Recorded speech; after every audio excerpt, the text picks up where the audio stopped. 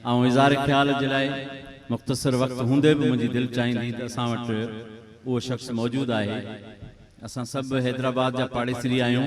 हैदराबाद में सियासत हुजे, हैदराबाद में समाजी ख़िदमतूं हुजनि, ऐं के मेड़ाका हुजनि, के हड़तालूं हुजनि, के रैलियूं हुजनि, को मज़लूम जे लाइ आवाज़ उथारण जो मसइलो हुजे, का सियासी इताद जी जोड़ जक हुजे, हर मामले में नुमायां पेश तव्हांजे भरपूर आजिया में असांजो मोहतरम हाफ़िज़ मोहम्मद आज़म जहांगीरी साहब। नुसल्ली अला रसूलिहिल करीम, अम्मा बाद,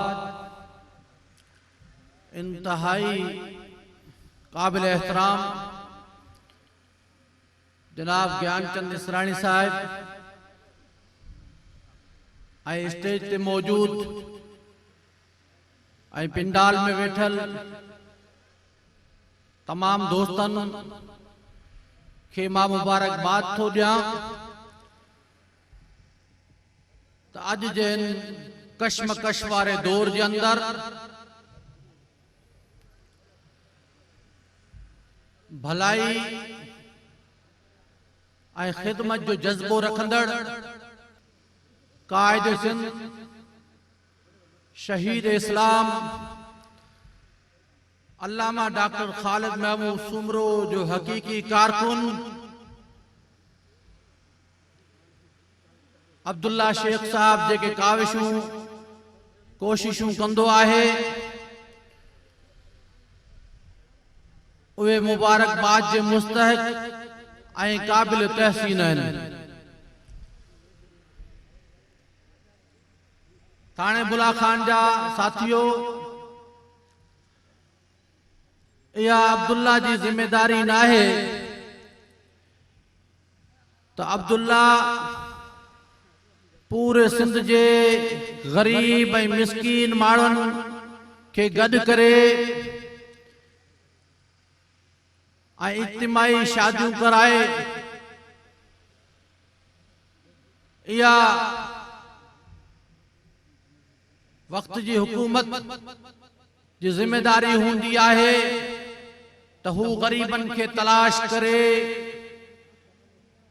गरीबन जी दहलीज़ ताईं उन्हनि खे सहूलतूं फरहाम कनि।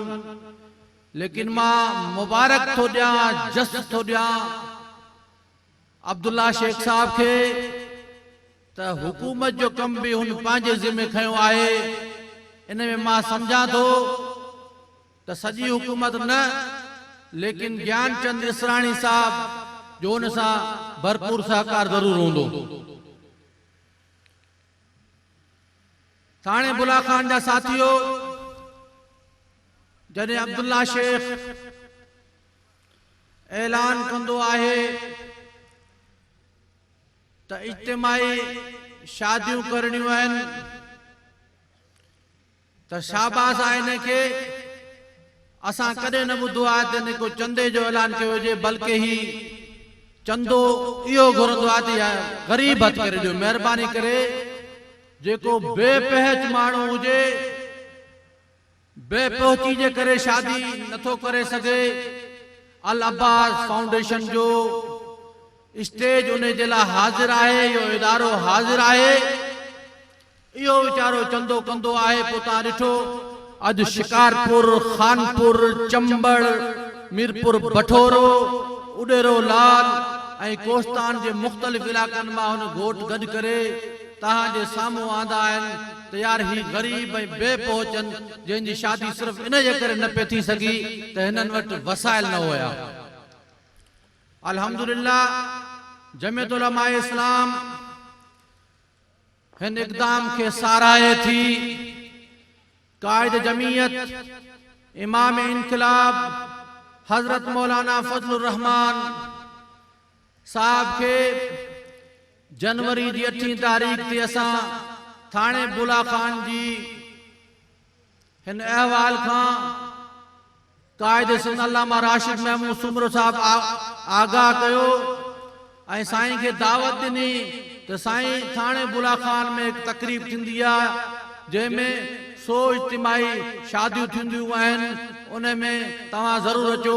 कायद मिल्लत इस्लामिया हजरत मौलाना फजलुर रहमान साहब यकीन ॾियारियो आहे त इंशाअल्लाह आइंदे जेको वॾो प्रोग्राम थींदो जंहिंमें 200 जोड़नि जो एहतमाम कयो वेंदो उन में असांजी मरकज़ी क़यादत ज़रूर शिरकत कंदी। आख़िर दावाना अल्हम्दुलिल्लाहि रब्बिल आलमीन।